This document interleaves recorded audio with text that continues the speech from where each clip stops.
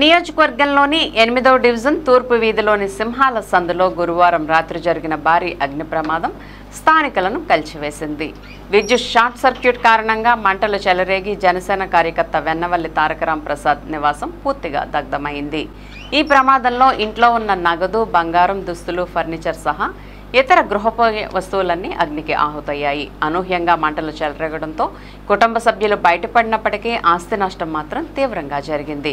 విషయం తెలుసుకున్న అగ్నిమాపక సిబ్బంది వెంటనే ఘటనా స్థలానికి చేరుకుని మంటలను అదుపు చేశారు.